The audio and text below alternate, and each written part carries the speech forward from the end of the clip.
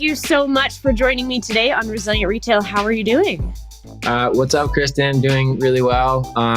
Happy to be here and chat on resilience and retail and all things in between. All the things. So you have a pretty crazy, robust backstory. Can you start with kind of your days at Gin Lane and now into Pattern Brands? Give the audience just a little bit about who you are. We're going to time travel even further back later in the interview, but let's start with the Gin Lane days. Yeah, for sure. I guess going back over a decade ago, even more than, whatever. So 2007, I started an agency called Gin Lane. I had been doing I went to NYU for photography, went to Tisch School of the Arts, dropped out my senior year, just was like, I'm tired of paying money for art school. I already know what I need to know. I just need to go make money now. And I was doing a lot of freelance photography, freelance graphic design, freelance web design. I got really into that because, I went to school when like digital was really picking up in the photo and imaging space, and it was free.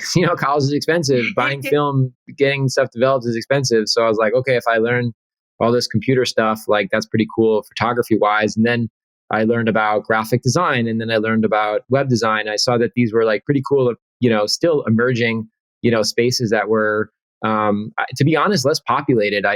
My mom is a painter. I've always looked up to her. She's super talented. And I kind of probably didn't want to be a fine art painter, even though I was good at it, because I was like, I'll never be as good as her. So I was like, let me take up photography. Then I went to photo school, and there's all these people that have been doing, I had done it for a year before college, and they've been doing it for, many, many, many years. And then I was like, okay, image manipulation, graphic design, that's newer. Web design, that's super new, but it's also hard. So I was doing freelance for that for a few years. And then I got synced up with just some talent that I met while in New York City. And no one would ever pay us on time. And I kind of was like, well, if we form an agency and just make up a name, people would think we're more legit.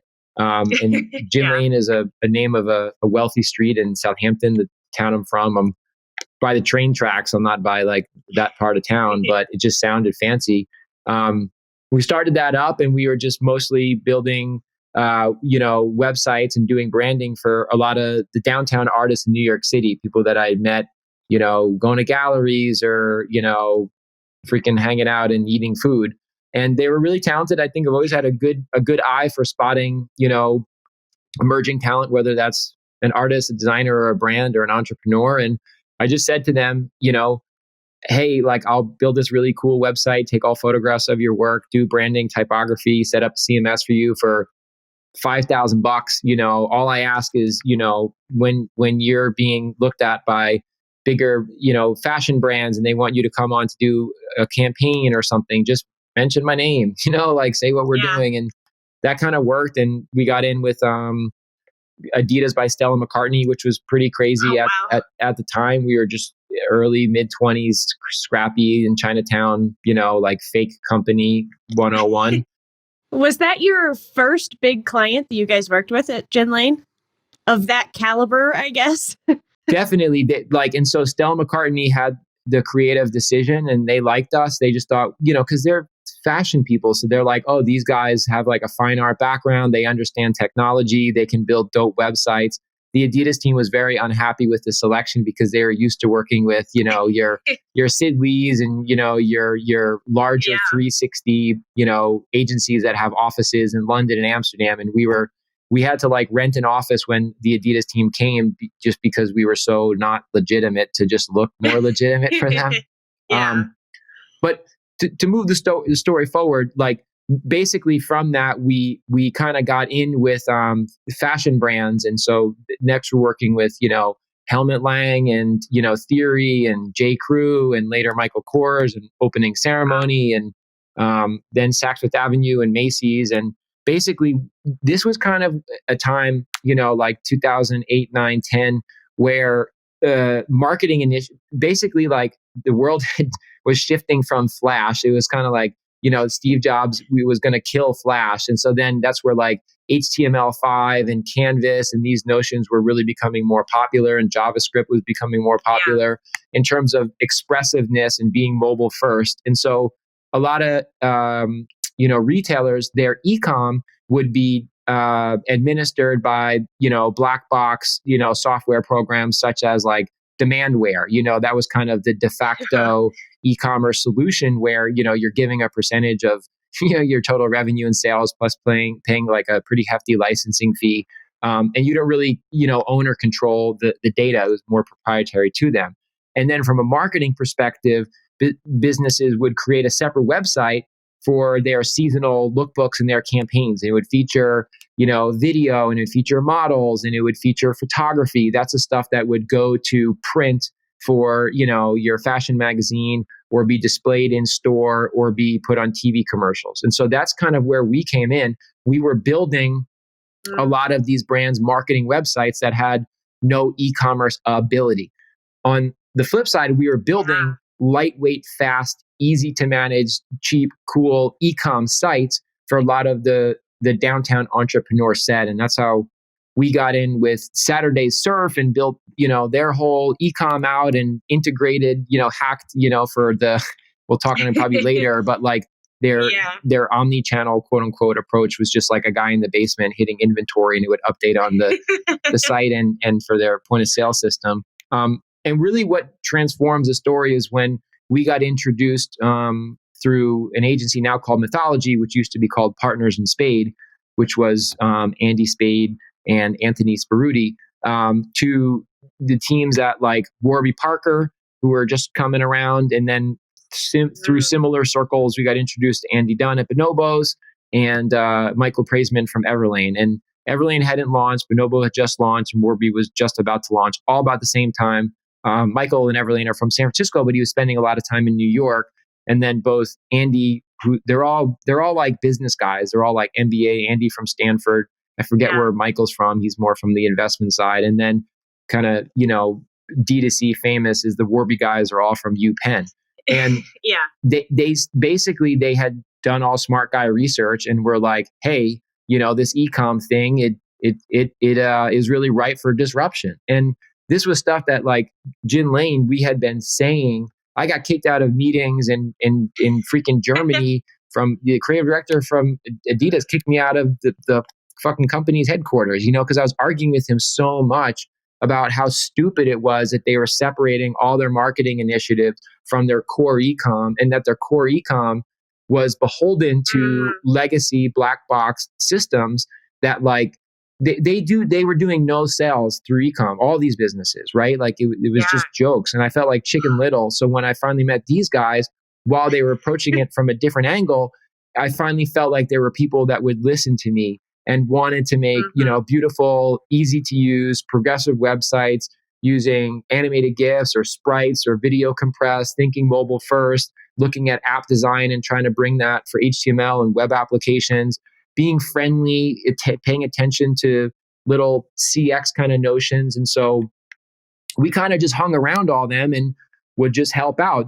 They were smart. They had in-house teams. We just kick it with the Warby guys and they're saying, hey, we're going to do, retail. Should we set this all up through Java? And we're saying, no, you should think of it like this. And then Everlane saying, how can we incorporate video or motion for our PDPs? We want to show the ripple of the fabric. We want to show sizing. We're getting lots of questions about our t-shirts and how they fit. Okay, let's try this. Let's get a 360 pedestal and let's, turn it on and move the person around it. And then for Bonobos, we launched a female brand out of them called Air, AYR. And then kind of our big break was like Jeff Rader from Harry from Warby Parker ended up going to launch Harry's and said, hey kids, you've been kicking it in the office for the past year, annoying everyone, here's your shot. Like, here's a doozy for you. Make razors cool, and good luck with that. So we worked with Partners in Spade and they did great branding and positioning. And then we went and, we'll make all the razors move and spin. We'll put videos on it. We'll do this thing called the long PDP and they're just stack it full of information. And we'll try to make, these razors anthropomorphize like Pixar characters. And, lo and behold, it worked and worked really well. This was kind of pre-paid. So everything was like organic and you had to come up with these, Twitter campaigns and Facebook campaigns, which Everlane had done for building referrals up to get people in. Harry's did. And from that, we re-platformed and relaunched Reformation, and then we built all the online ordering ecosystem and design for Sweetgreen, for web and for native and in store, and that was all more or less within like a 1 year period around 2013, 2014, and I think from there, we kind of went in two different directions. We were getting more requests from bigger businesses like a Nike or Michael Kors had just IPO'd and they were flush with cash and had got some great talent in, and they're trying to do really innovative stuff. So we did a lot of in-store installations because we kind of were like, this is pretty cool. But then we also started really trying to focus a lot more with these early stage startups because we found that they were the smartest thinkers in business, and they really valued the creativity that we brought to the table. Yeah. What's so interesting about your story is that you almost have gone both directions. We talk a lot about the two different directions business are going between retail and D2C, e-commerce and retail a lot. Whereas there's the one, which is the beginning of your story, was building e-commerce for brick and mortar retail. So you started in the retail and you said, okay, we got to bridge online. We got to bring this into the digital world. And then you spent some time there, built it up. And then you got more heavily into the just D2C, just digitally native brands. But then as we all saw, they all then went into retail too. So it was almost this like perfect circle that you went through as an entrepreneur and as someone who is kind of at the table in all these discussions. This is exactly why I wanted you on the show, because you've done everything that everyone who's listening to the show is trying to do right now. So you get to this point where you're running Gin Lane, you're working with all these really cool customers, you start to get into this D2C space. You become very well known in the D2C space for your branding, for your creative work. There are so many brands that a lot of us know that if you look back, it's like, oh yeah, that's also Emmett Shine. That's also Emmett Shine and Gin Lane, which is just crazy. And now you guys have shifted away from Gin Lane. Can you tell a little bit about that story? Yeah, for sure. I think I never even really had a plan for all I wanted to do was just make people pay me on time. That's why I started an agency, because no one would pay me as a freelancer. I had no idea where it would go. And then kind of, did it for almost 12 years. And I think I learned a lot. I had a business before that was like skateboards and t-shirts and clothing with my childhood friends, which we still make and do on the side for the love of the game. But I wanted to learn how business kind of was done. I dropped out of college. I wanted to make sure could be self-sufficient. And the only thing I really know of value is being a creative. And I had seen a lot of people at art school that weren't from very wealthy families.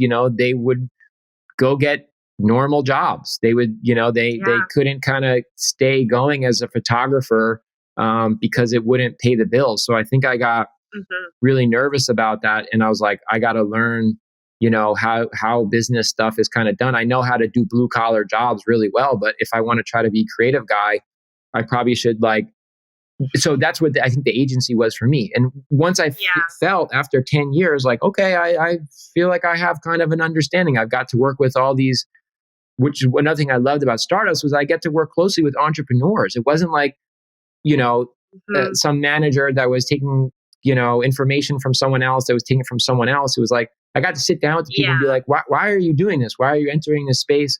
Why do you want to take this approach? And, whether I agree with them or not, it was just a direct line of information. You got the real vision from the person who wants to start something. And being a creative, that's got to be 10 times, if not 20 times easier to then build out their vision, because you have that one-on-one relationship versus that kind of stack of totem pole people who are just sharing down the grapevine. Yeah, I think my FOMO in life is learning. I think I'm always trying to stay Gin Lane. All of our logos were waves. I was always trying to stay cresting with where things are going. So for Pattern, which is now essentially what Gin Lane became, we kind of hired ourselves and transitioned our business model last year to go from being a service provider and an agency for doing client services for other businesses to, hey, let's build a house of our own brands, and let's create our own brands and own and operate them under a single cap table. So they're all 100% wholly owned. And what we chose to focus on in order to do that was, thinking in 2017, 2018, like now we're in our 30s, people are getting married, they're coupling up, all the fun, extroverted, Instagram centric lifestyles of our 20s.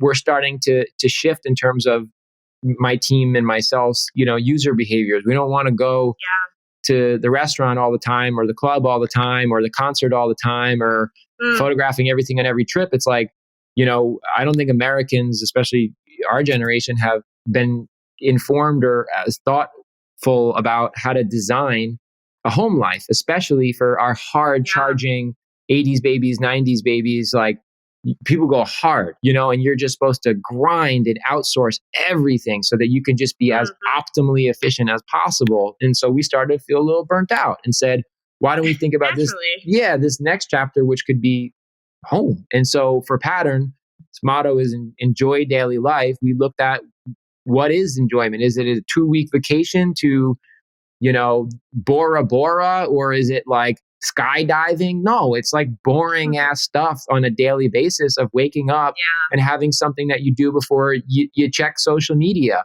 It's going to bed feeling like your head isn't stressed out and going nuts. It's having time to breathe or meditate or go for a walk or make food with a loved one. It's, it's just having those quiet moments that repeat on a daily basis. And so basically we're like, we learned a lot about branding and marketing. We learned a lot about how, this new emerging space of e-commerce and consumer.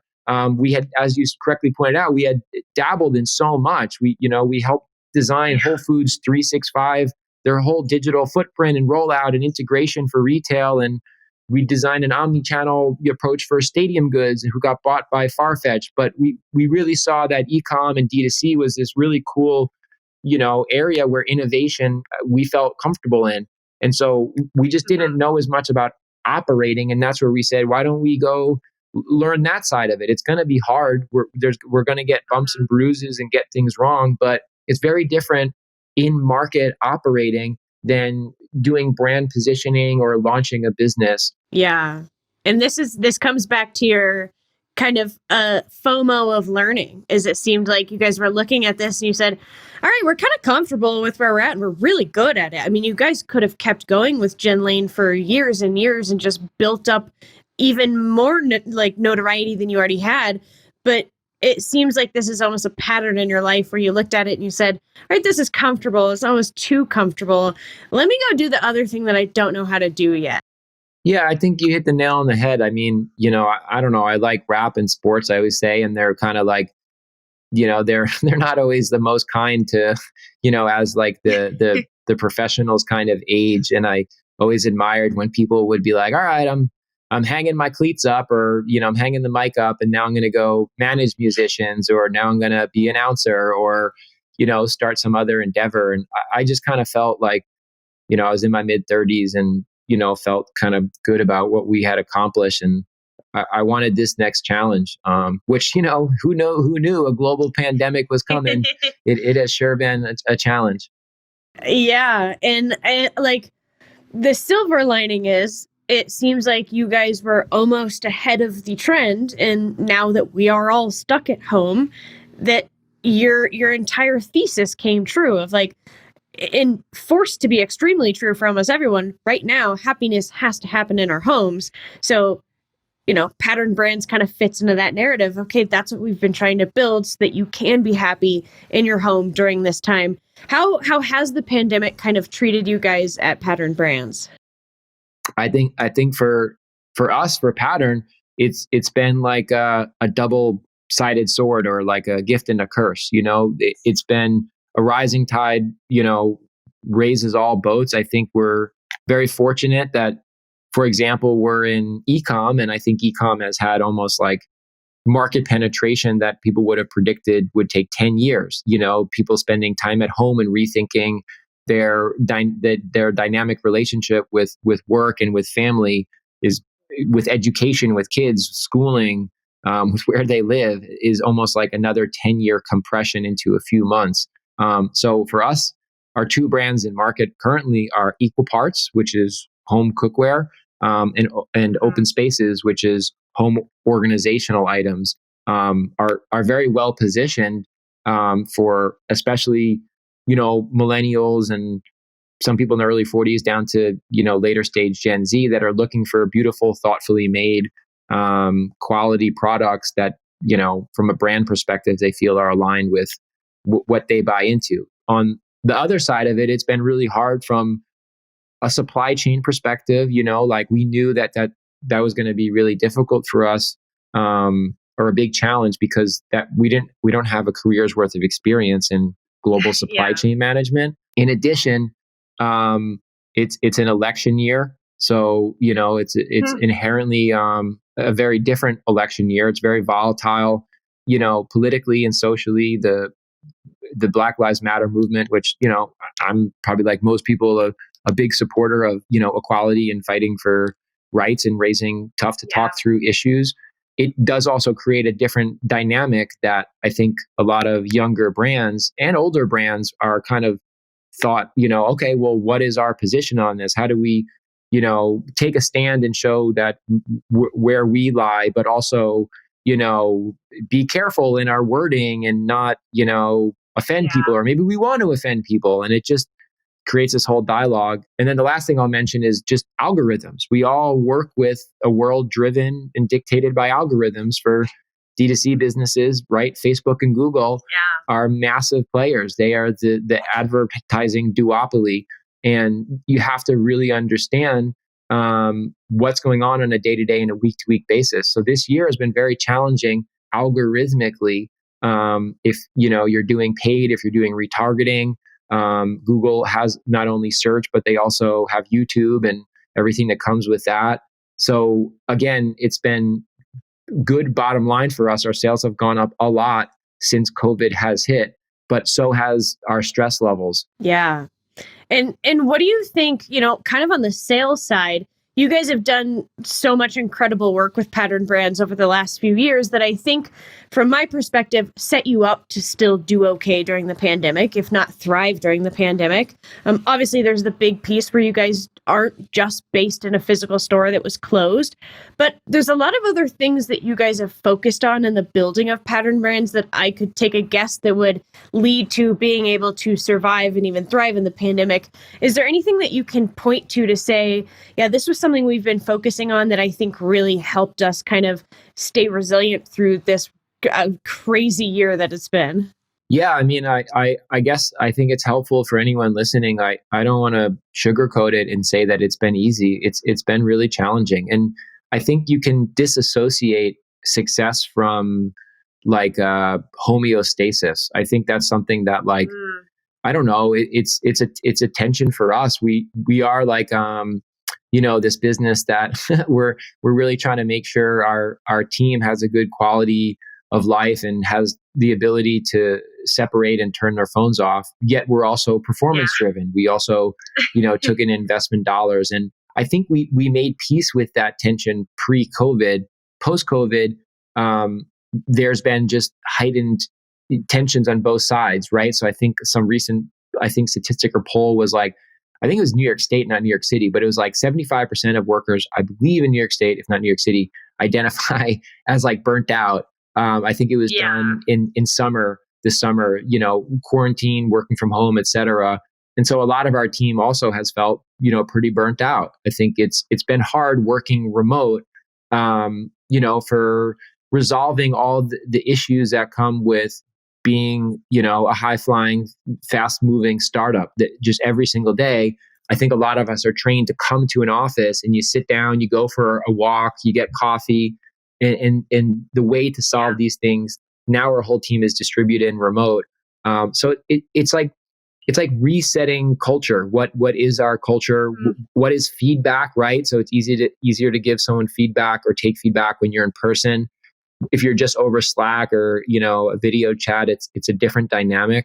Yeah. I think it makes sense that with the brand you guys also built, because you have that focus internally, it comes out in the Pattern Brands externally. So then when everybody was feeling burnt out in the pandemic and everybody was feeling this sort of, way where everything is kind of terrible and we don't know what to do and we're overwhelmed and we're burnt out, they already knew that Pattern was a place they could come, even if it was just for like an Instagram scroll or watching a video or looking for a recipe to cook. They knew that that was already a space that you guys had created because you lived it internally and externally. And that would be, from if I were to put like my consultancy hat on, I'd say that's the reason you guys are doing so well in the pandemic, is because you had built this brand that was about something bigger than just the products. So you were able to stay in communication with those customers.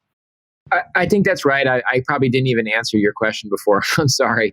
No, you did. Yeah. You did. It was a great answer. I think that's a key part, is we've tried to, I don't know, it's kind of this, again, I like tension and I like challenge. And I think it's an inherent tension, is that can the parent company Pattern really stand for something while the businesses we own need to really operate and perform. And I think that's a tension that, we all kind of signed up for. And I do think that we're trying to build a community. We're trying to earn people's trust. But, I think our whole goal COVID was to build this 5-10 year plan and, be more a platform that people would look to for household items and goods and services over a longer amount of time. I think it caught us off guard a little bit that this space got so hot and so in demand so fast.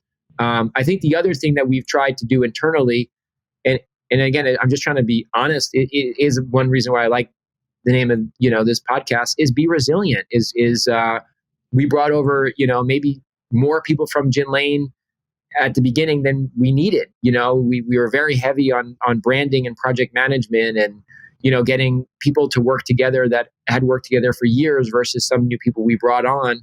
And we just tried to be upfront with anyone and practice conflict resolution and, just make things not emotional, not personal, but be humane. So I think some of the challenges that we went through of configuring a new business out of the business pre-COVID have helped us, because we were already trying to process through a very malleable, moving company dynamic. So once the world imploded, we're like, all right, we're already here, just trying to think through how to, work together anyway.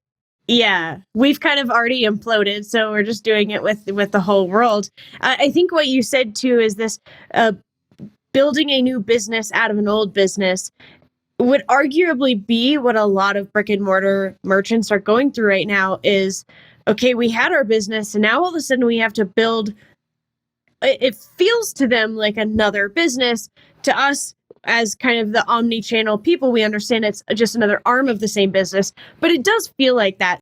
Yeah, I mean, I think you said a lot of good stuff, and for people listening, I guess, like, I want to be empathetic. Like it is hard. I think just one personal story, and then I'll go into the specific question. I guess anyone listening can see I kind of meander around. Is even what I do as like co-founder guy, chief creative officer, it's changed a lot since the Gin Lane days, where over a decade, I really found my groove, like within an operating business with, some really awesome, talented people brought on.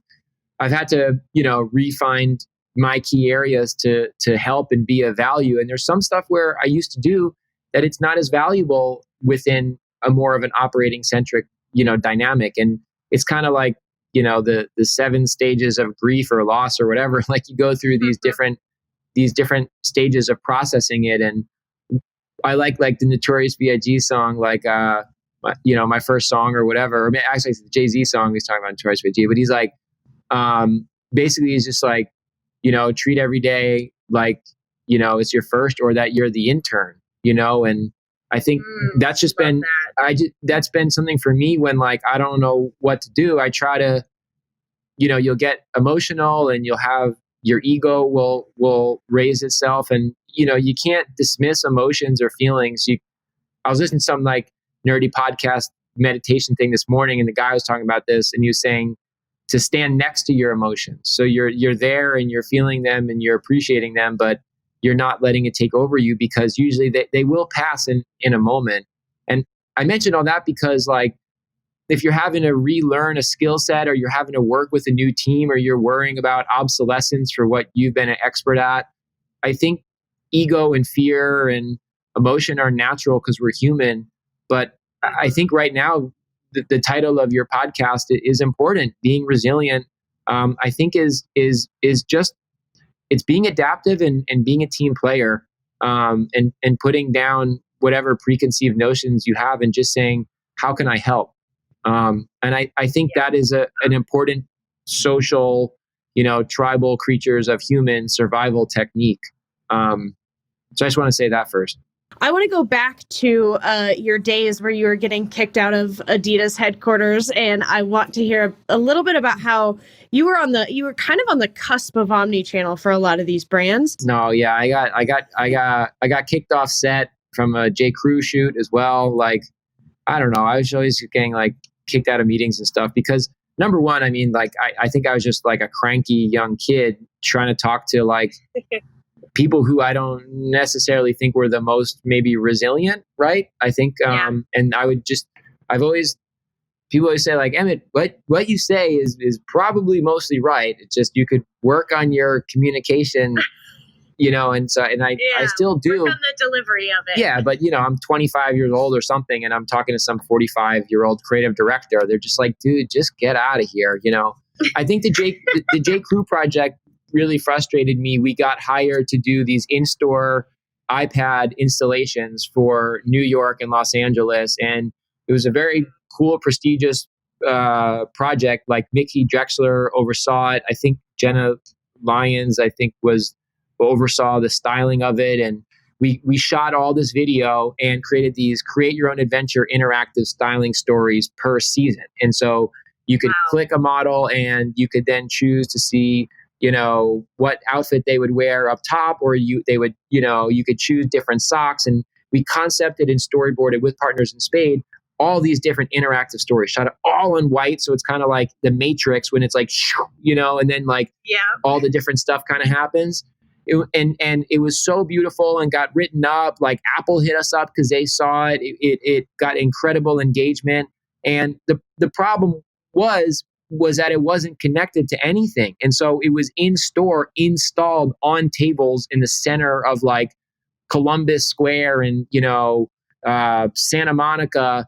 And everyone's going over there and clicking it, but you couldn't basically buy an item. You couldn't send it to yourself. You couldn't see it in store. And because every single data compartment they had was siloed. So CRM, e-com, point of sale, nothing talked to each other, right? And I was so frustrated going, you're creating something so cool and so special. And I said, I don't want to be paid by marketing dollars. Stop paying me marketing dollars. Pay me off like your business unit dollars. These are business unit importance, and Pattern as a name was an idea first in like 2013 for e-com and for retail to have what Shopify is working on is one canonical base that is an order management system, ERP, CMS, e-com, point of sale in one. It is just one canonical base that has all your information and is tethered and works everywhere at any time. Yeah. And that's really what the whole, what Shopify is aiming to do is to bridge that, because I just had this conversation with somebody else. It feels like we for so long have delineated between e-commerce and in-person commerce. But the way the world is working now is you can drop any of those, the E or the N before. It's all just commerce because it's all happening on multiple channels. People have the power to shop on multiple channels. So we have to be able to provide those experiences and to have the tech to do it. So I'm kind of curious on your end. What we're talking about is this idea of omnichannel. And any brick and mortar store who has gone through the closures this year, who has been struggling, they're looking at omnichannel. And for a lot of them, like, that term omnichannel probably is very intimidating and means like, where do I even start? What do I do? How do I do that? How do you think about omni-channel, and how would you, I'm going to put a challenge in front of you too. If you were, Emmett Shine's t-shirt store in downtown Colorado Springs, and we were closed down for multiple weeks, and you had to think on your feet and pivot into e-commerce, and you had, a couple grand to do so, what do you go do? What is your thought on omni-channel? How do you go and approach that strategy in a time like this?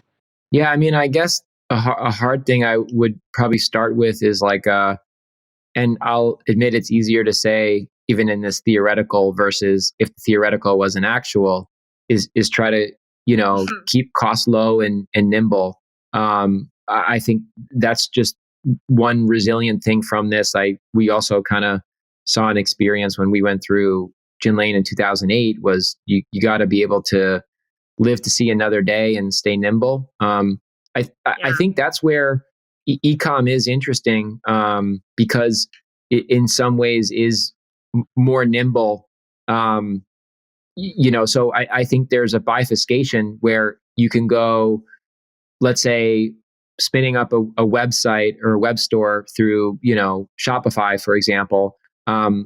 What's great about that is you get a lot of the tools and the framework that is very mature now, but you're not getting the demand. So you have to do your own demand generation. Amazon, on the other hand, is Amazon. The associations with it from quality to brand control are lower. Plus, Amazon takes a very hefty cut, but they have the demand generation there. If you follow a pretty strict playbook and you have product market fit, that is a real platform that works for many, many, many businesses. The third one, which is what more younger, I would say, entrepreneurs are doing as it relates to pure play ecom, which we're talking on, is like social commerce essentially, which is like, driving sales through social platforms such as Instagram, or I guess, more recently from TikTok or Snap. But Instagram has been pretty built out from a commerce perspective where, whether it's you or, working with either someone who is, I guess, influential or notable within the space you're looking to target, driving demand either through the app or to the ecom website, is a route that I've seen a lot of success in the past 6 months, for more of a younger target audience. So I think the challenge is like demand generation of qualified leads. And with your brick and mortar, if it's reopening, I think another thing it's important for businesses is I think retention marketing is really maybe unappreciated. It's something that I've learned a lot from operating. I never really cared as an agency about email marketing, but having own customers is really valuable. And an email or text message they're your customers. It's your information versus, if you're on social or you're on, Amazon to some extent, right? Like they're not, the demand necessarily isn't generated through you. But if you have, a good email database and you understand, basics of segmentation, and you understand basics of targeting, you can very effectively keep somewhat of a bottom line kind of going of announcing, hey, we're back open. Hey, we're going to do a sale on this. We've got a new product in for that, and it's pretty rich in terms of the data. But, if you got a few hundred people, that it's not as valuable as a few thousand, and then your magnitude's increasing. So I guess what I would do is probably like, if the store is opening back up, I'd probably, if you're in the community, do some stuff to let people know it's back open and find a way that you could probably lower some of the expectations in terms of sales volume, because you probably can't have as many people in the store, but you can get still people purchasing in lightweight ways, contactless, or they're coming in X amount of time. And then on the e-com side, I think that's probably the place where I would invest, the money. I would probably really try to make sure, you know, I got everything from search engine optimization down. I think another great thing is like, backlinking and getting people to read content on your site that is relevant. It's a good way to get your site more qualified. Organic ranking is also really important. And I think being niche is really helpful right now, like versus being generalist is pretty hard because you can get lost. But if you have some sort of niche that you can really lean into, I think that also can help across other areas of marketing. I think experimenting, with paid, that's a cool thing is that you can do paid on social or Google for a few $100, and you can really just see like what click-through rates are. Do you get any conversions from it? You don't need to go and spend even a few $1,000s. It really is like a testing and iterating cycle. But if you're not really fluent in that, then that's kind of hard. So maybe you can get someone that knows that, or someone's, son or daughter. But I guess, I don't know. I mean, I think your base level would be your community. And then I think it's looking to make up some of that delta of sales lost probably through creative, e-com marketing or email marketing initiatives.